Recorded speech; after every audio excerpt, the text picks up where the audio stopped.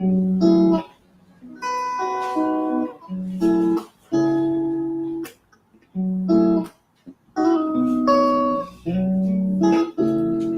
evening to the audience.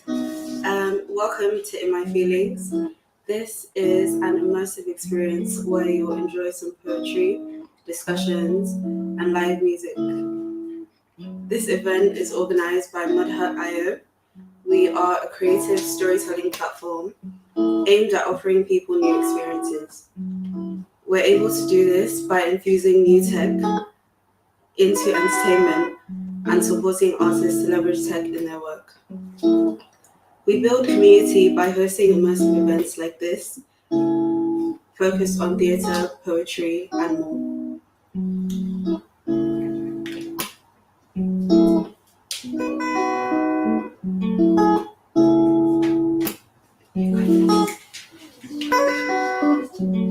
We offer original content, client consultancy, and merchandising. We have our gift shop coming soon with items based on our original content. Today, we're pleased to have two poets gracing us with their poetry and sharing with us their experiences surrounding being in my feelings.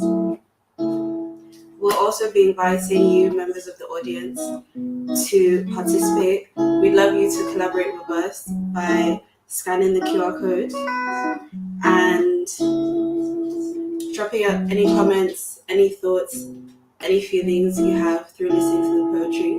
And we'll be using an AI tool to actually generate some poetry after our discussion. Thanks again for joining us. I hope you really enjoy today's session. First of all, we have Isaac, who is a London-based poet who has been writing poetry for over 10 years. Prepared to be taken to another space by Isaac's enchanting words and captivating presence as he graces our virtual poetry show in my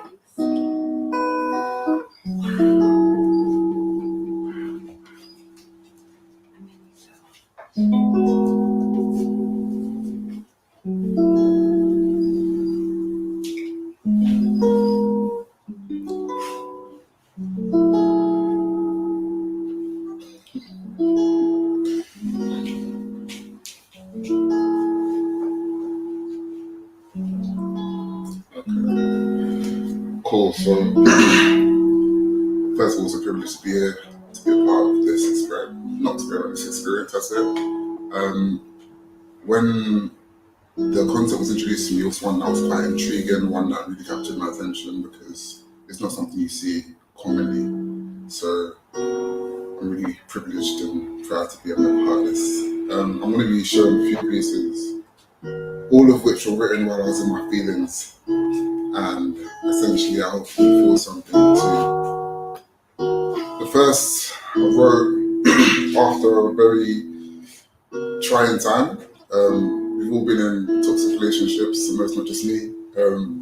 And this one resulted in me finding out a lot more about myself and having to really sit with my feelings, not be able to dissociate or push things down, I had to sit down and face them essentially. So I hope that as you listen, either you can relate or empathize. First piece is titled Transition. Transition. Loss is a strange thing. The feeling of a vacuum where something once was. A hollow sensation. Sometimes it comes with a sense of relief, like a tumor being torn from healthy flesh. The creation of a space to replace what was killing you. But now, what do you fill this vacancy with? Or better yet, who? There's no way I'm going back to you. I'm on a mission to transition from the man you made me become into the man I was always intended to be. I am free. Free from the lies and deceit that I bought into. Free from the box that you craftily crammed my soul into. Free from being forced to drink this vial of bootleg love and God knows what else. You were sick. But rather than allow me to nurse you back to health, you cajoled me into drinking the same poison that ailed you just so we could have something in common. But now that this surgery has unburdened me, there's no way I'm going back. I am Three. Thank you. Cool. So yeah, that first piece is pretty self-explanatory. It was a very toxic time, or very difficult time, and I realized that I'd lost myself to in the relationship. And a lot of us do that. We tend to try and become what we think the other person needs at the expense of ourselves. And that's one thing that I've learned from, and I hope anyone listening or tuning in can relate to. And if you're in that situation, remember that you are good. You may have things that you're striving towards in the person, but you don't essentially need to conform. Compromise is essential, but not conformity. So don't lose yourself, is my advice.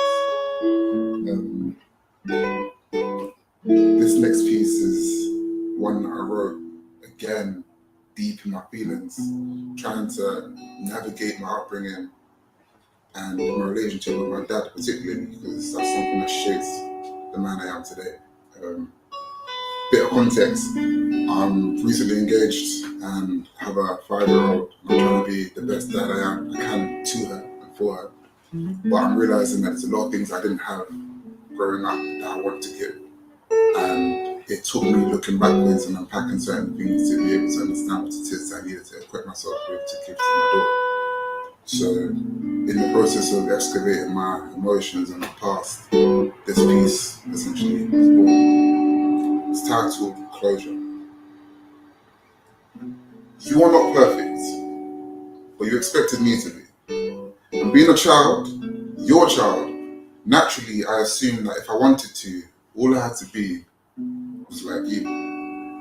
But as it just so happened, like a sandcastle too close to the sea, the more that we began to resemble, it seemed the less you could tolerate me.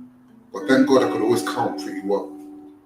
I could always put 2 and 2 together. Red eyes and hot breath meant short temper and long threats. It meant blunt questions got sharp responses, and thank God for sharp reflexes, because if some of those jagged remarks had landed, I might have had permanent scars. My room was always a safe space. The sign on my door read, "Do not enter." I went on to list the names of every other person that lived in that place. But you. The lock on the back of my door saved me from much more than I could have ever taken at that time. Yet, I craved your approval.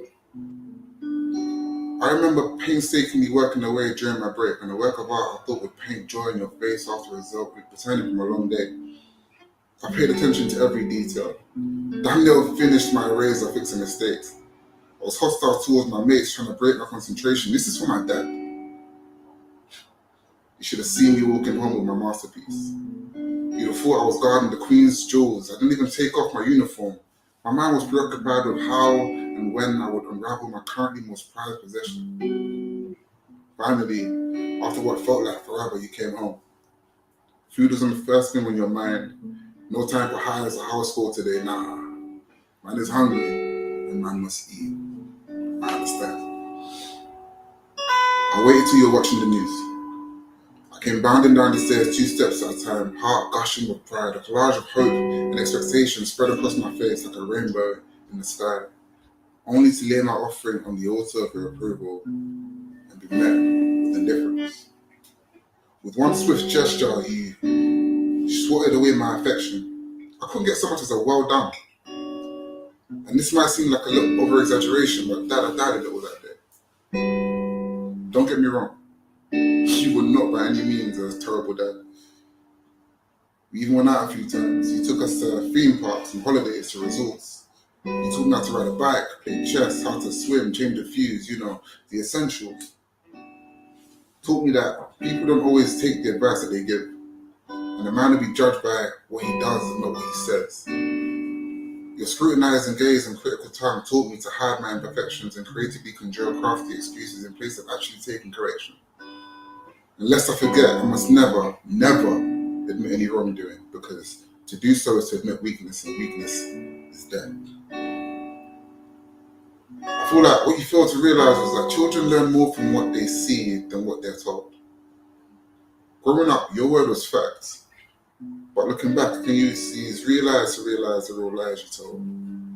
Like, if you ate my food for me, it'll still end up in my belly because you're my dad. Or don't stand up and eat because the food will go to your feet. Or don't mind your mum, she doesn't know what she's talking about, I can never cheat.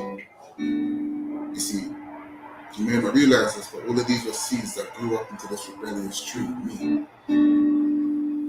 So all this defiance in my face is all your own making, my G.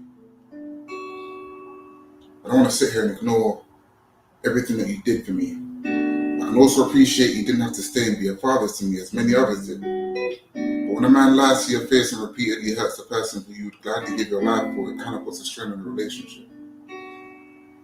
It took for Christ to enlighten me that our relationship is meant to mirror mine and his. And if I can't forgive you, what right do I have to be forgiven by him?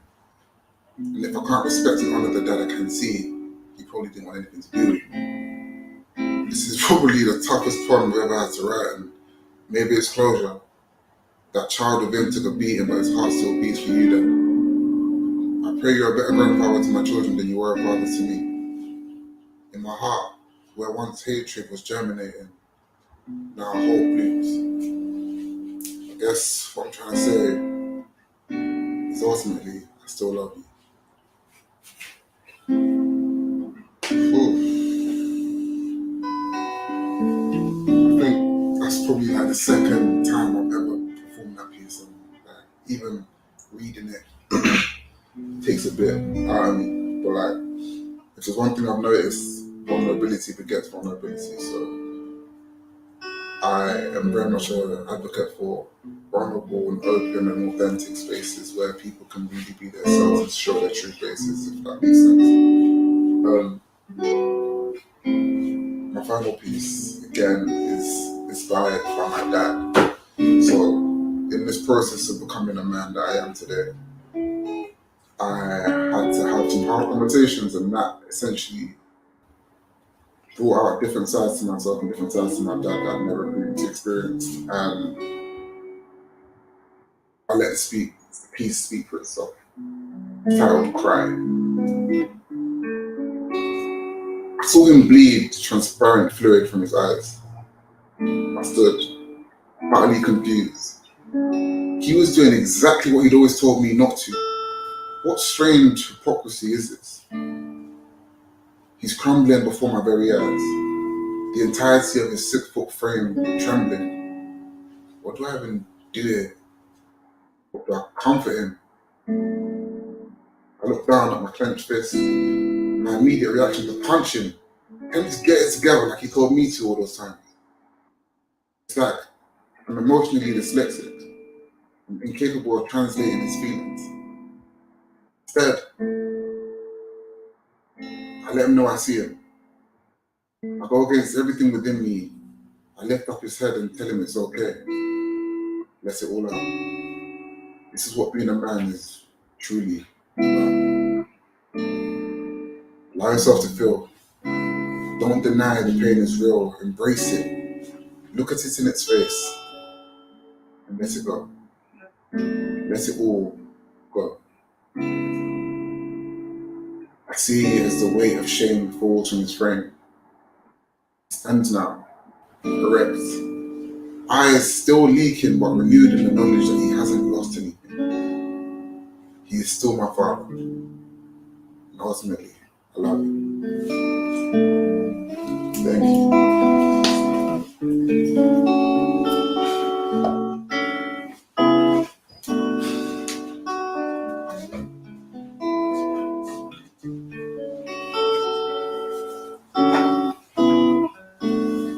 Thank you, Isaac, for that very moving and captivating word.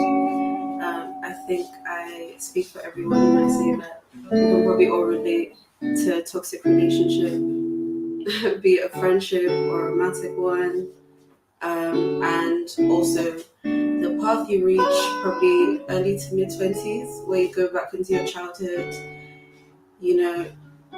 delve back into those wounds you don't really want to go into, heal from that, forgive your parents, understand and accept both your flaws and their flaws, and make space for that healing to allow you to be a better parent to future generations. Thank you so much for that, and thank you for sharing your vulnerability and authenticity with us today. Next, we have Fumbi, who is a passionate wordsmith. Fumbi discovered the power of poetry as a sanctuary for her swirling thoughts. Though Fumbi doesn't write poems as often as she would like, each creation is a testament to her passion and her love for this art form. Her genuine devotion to the craft shines through in every line, invoking a kaleidoscope of emotions with listeners. To Fumbi, In My Feelings signifies an ongoing journey of self-discovery where she strives to strike a balance between over-analyzing her emotions and simply embracing them. I think we're already here as well. As she continues to explore this practice, her poetry becomes a powerful conduit to express her true self. Before we invite Fumbi on, I would also like to remind the audience to please continue to drop your comments, your thoughts, and any poetry that you have in the chat section. We'll also use this to generate some AI after our discussion. Without further ado, let's welcome Fumbi.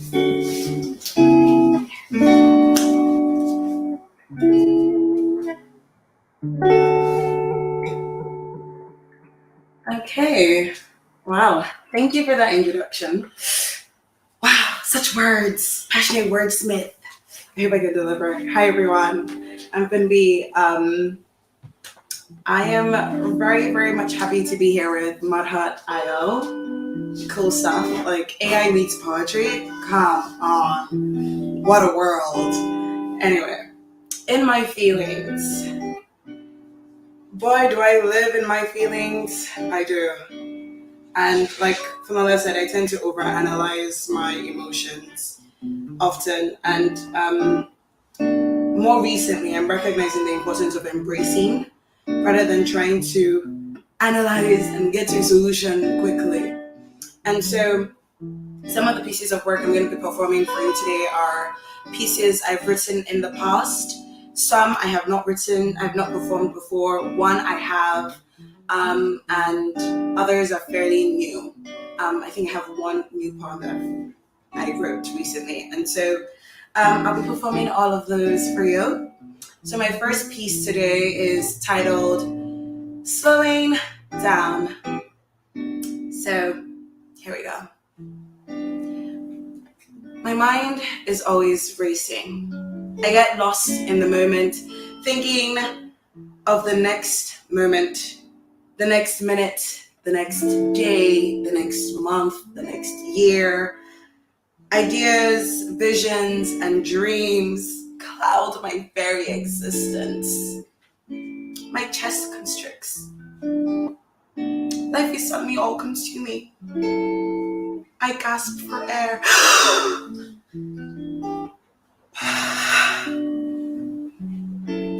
Then a whisper pierces. Then a whisper pierces through the noise. Slow down. Rest. I take a breath. Slow down. Rest. Slowly, I return back to this present moment. Slowing down my mind, embracing the now, leaving the next. I can breathe again. Steady and slow, yet confident. I can breathe again.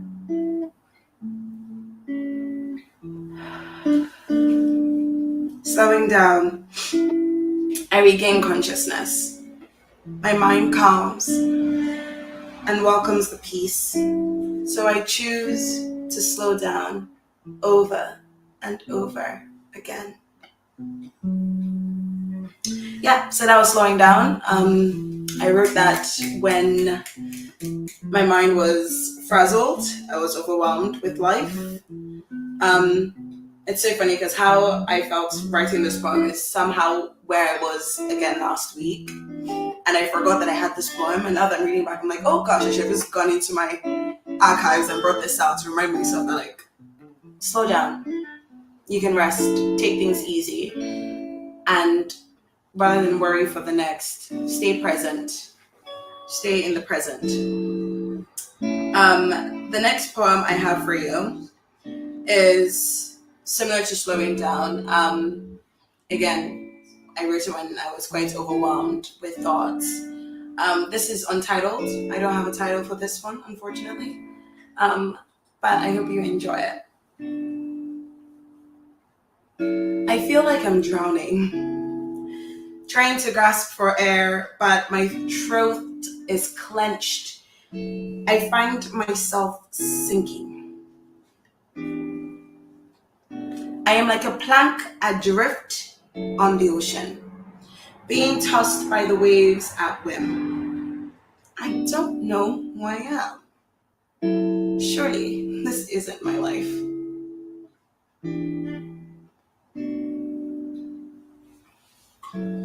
Then, awaken, body sore, my first breath is labored.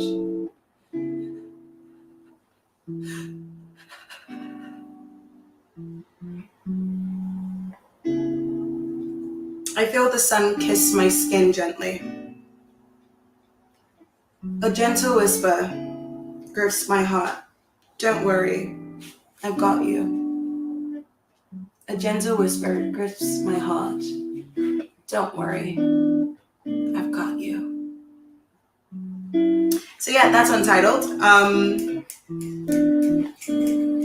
Yeah, it's untitled. I don't have a title for it, but in the moments when life feels overwhelming, I try to lean into my faith, and in those moments, the gentle whisper is like it's like a little kiss of heaven to remind me that I do not do this life on my own, and that there's someone who watches out for me, and that for me is God, Jesus. He's there with me in the drowning, in the sinking, in the lostness of life. I am found, and I am not alone. So, yeah. The third poem I'll be performing for you is entitled The Willow. Now, The Willow is a poem I started thinking about sometime, I think last summer. I was walking through Hyde Park and I saw the weeping willow, the tree. And I've always wondered, if we could speak to the trees, what would we ask them? And I always wondered, okay, why is the weeping willow called the weeping willow? So this poem entitled The Willow is sort of like my conversation with the tree, or a child's conversation with the tree, trying to understand its thoughts. So this is The Willow. Why does the weeping willow weep? Why does the weeping willow weep? Does it weep for itself, its lover? For whom does the willow weep? The children of men are callous. They pay no mind to their kin or their own soul. For some, their hearts are sick. Yet it seems not one cares to heal. Not one cares to heal. Why does the weeping willow weep? I weep for the children of men. That's the willow. So I always assumed that nature, although silent, observes us, probably judges us a little bit harshly. And yeah, so I wrote that, and I feel like The Willow would be an anthology of me asking nature, or in this case, the willow tree, why it weeps. And now, my final piece for you tonight, it's a really short poem. I don't know if it's a couplet or a quintet. Don't really have a word for it. But this one's more nostalgic, a little bit more romantic, because we all love a little bit of romance, don't we? And it's a Wednesday night. We want to be cozy, and it's a little chilly outside. And so here is another poem of mine, also untitled, but I hope you feel a bit of nostalgia and romance with it. On a frosty night, I think of you. I dream of our life together. On a frosty night, I think of you. Thank you very much. That is all I have for you today. I hope you all enjoyed that. Okay, bye.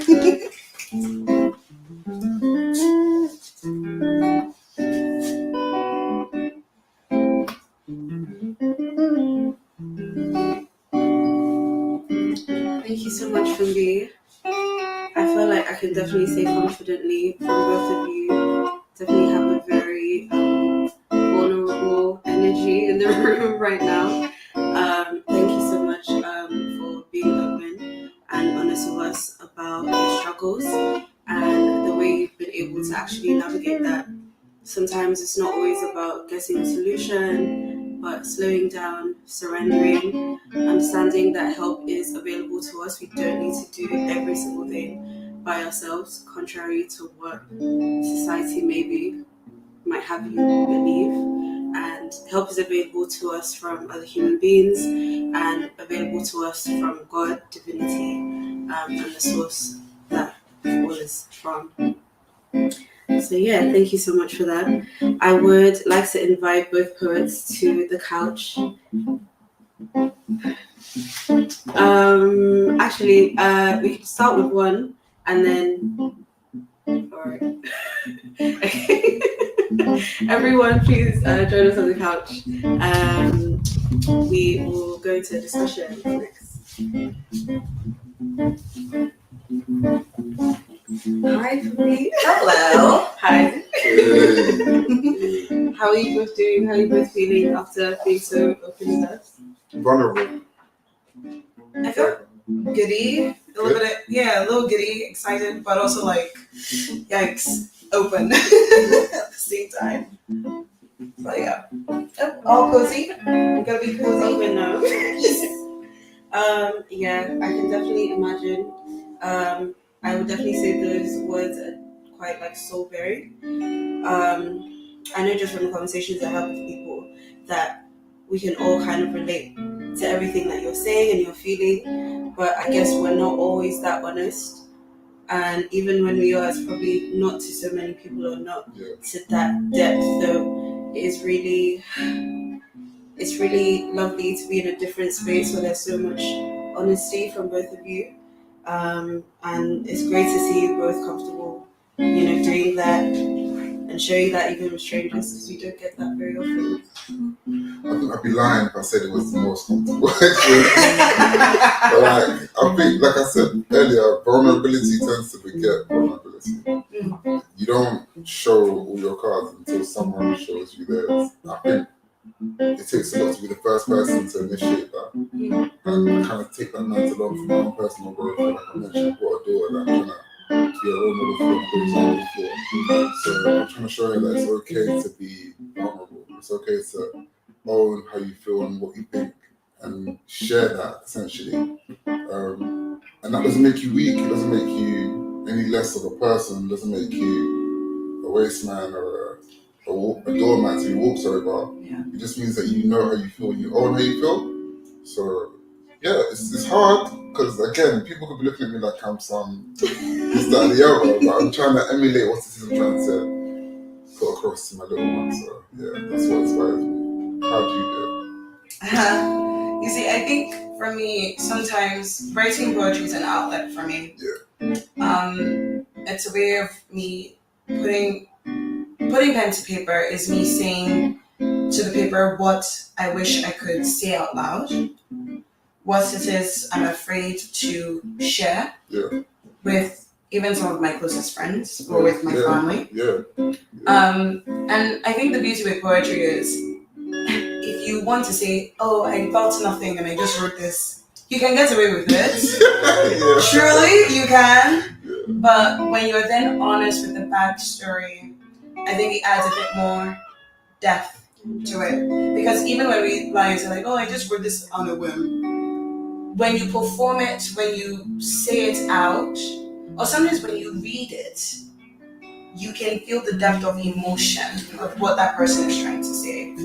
You know, I studied English literature in school. I remember just reading it there and I'm just like, oh gosh, this guy must have been really going through it. You know, and they want you to focus on the alliteration or whatever, but I think beyond the mechanics, it's the depth of emotion that's there. And it's like, it's easier to speak to paper than it is to speak to another person. Yeah. No, you're right. I would say definitely then you would get a sense of comfort from writing your poetry. I would say that it suits you in a way. I would like to ask you, Isaac, I know you've been writing poetry for over 10 years, and you've more recently had a daughter. What was kind of your journey like getting started? Kind of, I don't know if you kind of struggled with vulnerability initially. What was that journey like from you feeling like you had to be hard and tough and to moving to a space where you're actually comfortable writing and putting out your poetry before you had the, extra motivation of being a wonderful father? Thank you. I think poetry started for me when I got shipped to Nigeria. Too much pain. Gosh. Think about it. Let's really take this on purpose. Yeah. So, like, your parents, who you love, utterly, essentially betray you. Yeah. Because they mislead you and believe in you're going on a holiday, and then suddenly your passport's missing and you're stuck in school. So, you're thinking, what's going on? So, I love my parents, but I feel betrayed. I'm in a place where I'm supposed to be from, but I don't know anyone. And I've never lived here before. And I don't understand the mechanics of society. So I'm an outcast where I'm supposed to be welcome. So I don't necessarily fit in London because I'm black and I was born in the East End. But I don't necessarily fit in where I'm supposed to have been fitting in because I've never experienced the life that they live. There's a painful dichotomy that exists there. And then the frustration of all of that needed to go somewhere. Punching walls wasn't helping me. So I needed to find a different outlet, and I started to write stuff down. And like you said, the page doesn't judge you. You can just write it down and just leave it there. And what I found is, looking back at my old pieces, I can see where I was mentally and emotionally in the words that I penned down. It's like my version of journaling. In terms of sharing it, there's literally one of my exes who's still a really good friend of mine until now. She said, what you've written, a lot of people can relate to. You don't know who you're going to help by virtue of putting this out there. So even if it's one person that reads that and says, I'm not alone, it was worth it. I think I found difficulty when I started to try and monetize this, and then it's like I was trying to get reactions from people and trying to see, oh yeah, that was sick, or that was a really good bar. But in reality, I should just be writing my authentic feelings and allowing the words to do what they do. So yeah, I think that's what's helped me get there, just the thought of I could be helping somebody with this. That's really good. Happy to hear that you found a much more healthy outlet. Yeah, definitely. Sometimes our parents try to help us, but it has effects more than they know a lot of the time. And it's really great when we're able to actually face our pain, because that is what you're doing essentially by writing and showing the poetry. And that's something a lot of people find very difficult to do, because we all go through very difficult things in the human experience. And also lovely to hear about your journey with writing poetry, kind of figuring out, what you should do with it. Is it more of a hobby? Is it something you want to monetize? And, going through that. I think the dream. That's the goal. That's the dream. Yeah. If I can make a living from poetry, I would be utterly fulfilled. I think I'd die a happy man if I died in 5 years, like I'd die fulfilled because I know that. Hopefully not. Yeah. Touch wood. Yeah, but in terms of what I want to do with my life, what I think I'm here for, because we're all here for a reason. Yeah. We're blessed with different gifts to distinguish us from each other for a reason. There's something that you have to offer, that you have to offer, that I have to offer, that is uniquely ours. And I think if we don't put that into the world, we're doing the world and ourselves a disservice. So I think poetry based on my experiences, is what my contribution is, or what it is that God has given me to say to the world. It's my contribution. So if there's anyone out there that wants to sponsor me or invest in my channel, just put me out there, please. Yeah, by all means, do that. Thank you. And Phoebe, I'd like to ask you as well, kind of your journey. I know maybe you haven't had as much years experience, but poetry is something you love and really enjoy doing, and it's probably really cathartic for you. So could you speak more about that kind of journey and how you kind of got into the space of actually sharing your vulnerability in the form of poetry? Okay. I think I alluded earlier, like I studied English literature in school and I really enjoyed English lit. I love it. There was this one we had like songs of songs or not songs of ourselves. It was like the book from I did IGCSEs and it was like what you had to study for to pass your exams. And yeah, because I had to do it. And I remember just like I clung onto that book. I think I even still have it in my like home back in Lagos and just like going through some of the poems that we had to study. And I remember just like I actually really enjoyed this stuff. Like forget the illustration, like these people are writing about horses in the wild and they're not just talking about the horses, they're just talking about like what they've seen with life, or some of them were incredibly religious people and just seeing the beauty of creation and God in that as well. And I just thought that was beautiful. Then one day at school, they called me up to write a poem for a poetry competition. And I was like, roses are red, violets are blue. You know? That was the first thing I came to. I was like, I don't know how to write one. And then I think it put me into a space of like, okay, what does it look like to actually write a poem? And at first it was more academic. And as I grew older, poetry just became more of a thing where I had consumed so much of literature that now I've somewhat found a way to find my own voice when I write. And so writing for me was now more like, okay, based off my experience, based off what I know, how can I put this down onto paper and across that is uniquely mine, that is still my voice in that way. And I think 2017, I was gifted a journal. At the time I thought, oh, I've never journaled before. Then I found I've been journaling since I was 16. Diary entries. But when I read back some of my entries from when I was 16 and when I first got my journal in 2017, the way I wrote my prose was equally poetic in nature. And I was just like, okay, there's a lyricism in my prose. How can I do that on its own? Putting, poems, lyrics together. And I just explore. Again, I'm very inconsistent, so as the wind blows. Yeah. As the wind blows. I think definitely comparing both your journeys, we can see that this is definitely a space. I think art in general, poetry, like it doesn't have to be a one size fit all. It doesn't have to be something where you need to have like 15 years experience for it to mean something to you and for it to mean something to other people as well. I think leading on from that, I'd like to maybe speak to you both about your experiences, connecting with other people through poetry. Have you got any kind of touching responses? Or maybe you go back and you read poetry from a couple of years ago, like what Isaac said about going back and you also looking back at your previous like essays and things like that, kind of going back to those spaces. How do you feel looking back, and how do you feel is the reception maybe people are getting from your poetry? Do you want me to start? Yeah. Okay.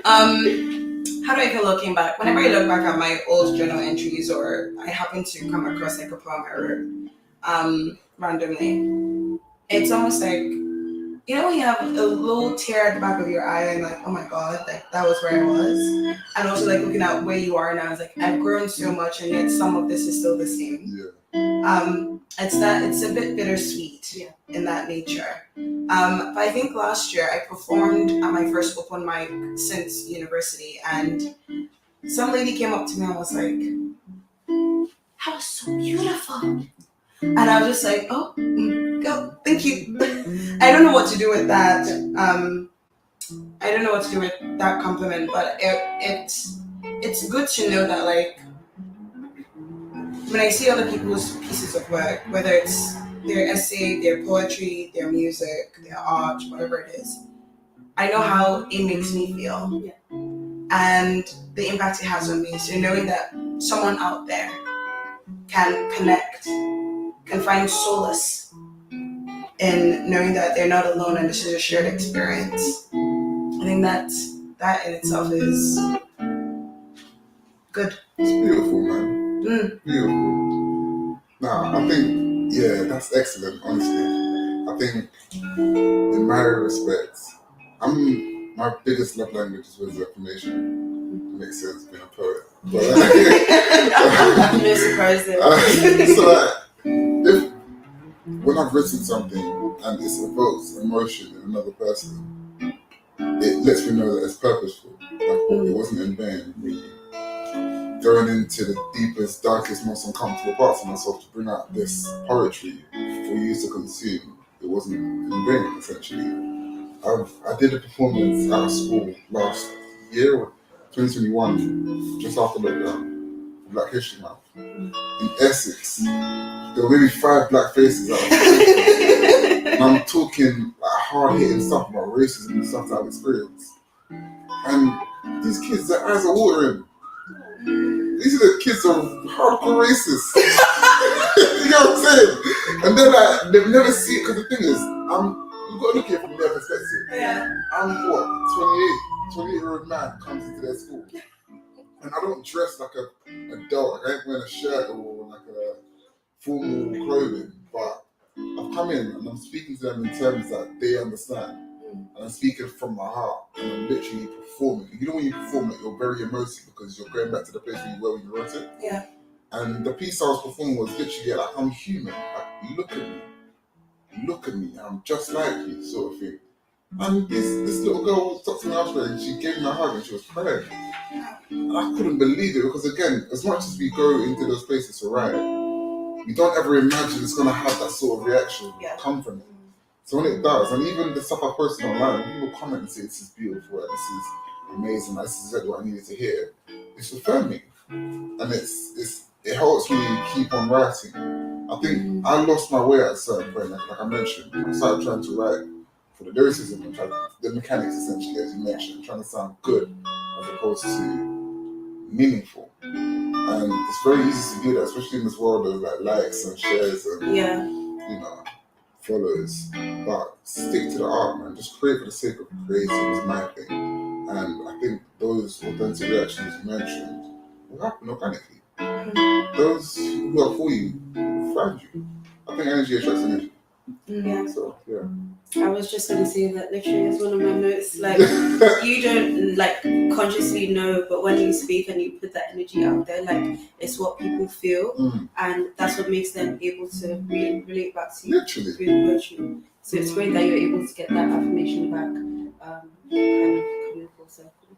And also then challenging the next generation, through different media. I know art definitely affects all of us in different ways, but it's great to be able to go to school and touch like children, like they're basically the future. So for you to write that poetry and be able to share it with them and actually have that strong impact actually shows how important it is to have a place in society and events like this and sharing that experience with people. So thank you both so much. Thank you for having us. Thank you so much for joining us through the journey and contributing so much. I enjoyed myself so much today. I had a good time. Thank you so much for your poetry. Next, we're going to pick up some prompts from the chat. It's probably not too late to drop any kind of poetry you have. It doesn't have to be like a full-fledged, like you can drop a line if you feel inspired or to. If you have any comments or you relate to anything our poets have said today, we'd love to kind of hear from you, your feelings, and we will be picking up some lines to generate some poetry using AI. I'm very intrigued to see what we pick up and what we're able to produce today. And I'll be inviting Bumi to the couch to Thank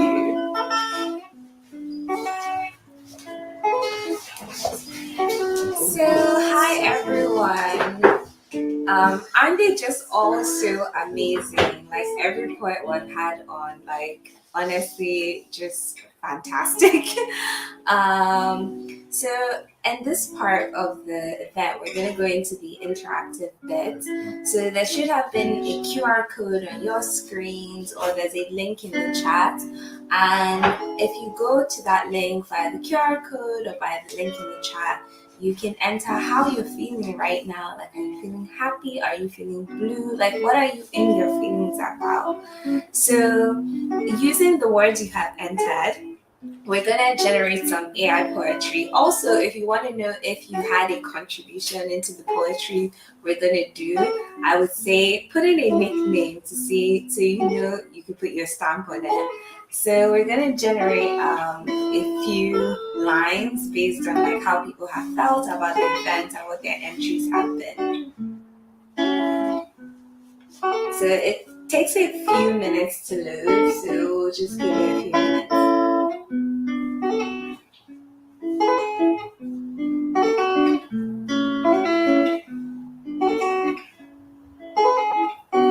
So while it's loading, we'll do this a few times. So don't be shy. Still enter a word if you feel like it. Oh, so we have our first poetry. Actually, I think this is my entry. But the poem is: My love is so sweet, it tastes of honey. I feel it down to my very bones. It spreads like a warmth all through me, the spark of love that never dies. My love is so sweet. It's so addictive. It's addicting. I can't help but to keep thinking of the moments that pass us by and the sweet things you say and do. My love is so sweet, like a melody of colors, a richness that blooms in its own way. It is a feeling that can't be continued, no matter how hard I try. My love is so sweet. I'm so blessed that I can share it with a heart like yours. So this was from my entry. um, if you watch the show regularly, you know I have an obsession with talking about love. I tried to stay away and I wrote warm, so I don't know how it captured my essence in this, okay? Because we've been doing this quite some time. Maybe that's why it's still a long poem. So we'll try this one more time, and we will see what we get or whose entry we get. Yeah, so if you watch the show, you know that I'm going to stop talking about love, I promise, guys. At least till next year.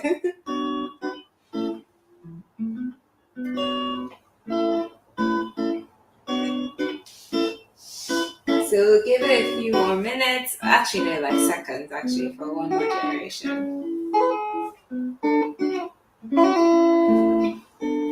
This better be a good one because it's taking its sweet time.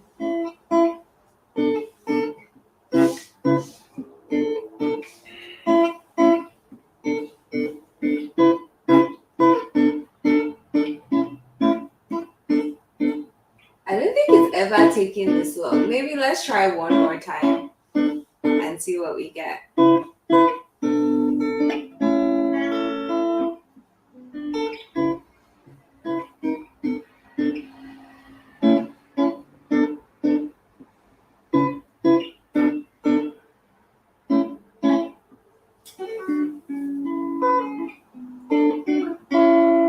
Okay, so we have, oh, and the contribution is based on Isaac's contribution into how he's feeling today. So let's see what poetry our AI came up with. So it says, as if my life is somewhat stilled, feeling fulfilled and feeling fulfilled, as if life is at rest, regaining my breath and my life is blessed.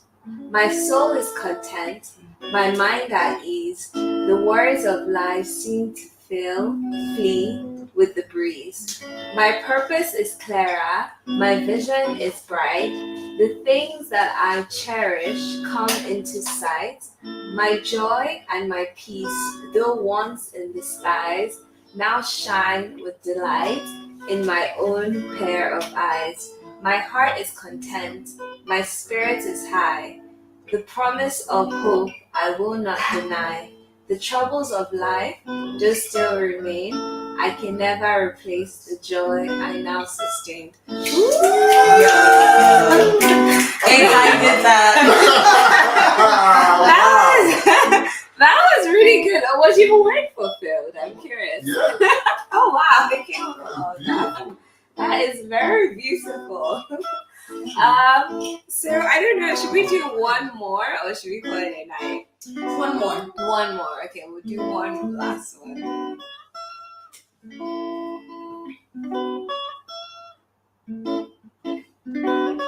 Let's see what we come up with this time.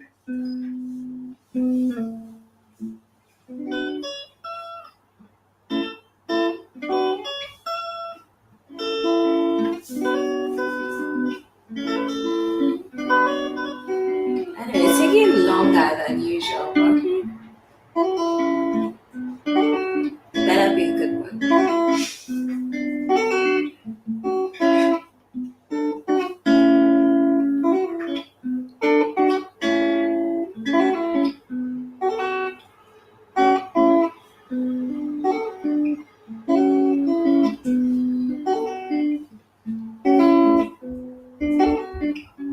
Okay, we're gonna try this one more time actually.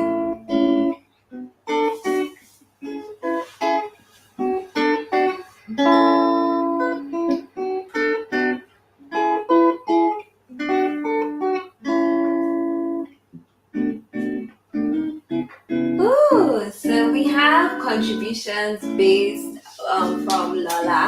So it says, tired I am, exhausted I feel, debilitating a relentless will, thoughts heavy and sad, my visions a blur, my energy drained and my mood unsure, my sense of relief long gone since gone. My sense of relief long since gone. My muscles grow weak as I carry on. No one to turn to, nowhere to hide. Each passing hour seems to magnify the weariness that's taking its toll. The living of strength, my heart's a heavy toll. In the need of refreshment, patience, and care, my heart and my mind must be spared. For this affliction, I must break free, for peace and solace, my plea. That's really nice. So yeah, I'm feeling extremely exhausted this week, and I feel like this really captures how I feel. Like the amount of times I've like slept on the train and missed my stop. So this is very good. So yeah, so that's all we have for today. So I'll hand over back to Folola to do our outro, and just make sure you like, follow, subscribe, comment on this video. Okay, thank you.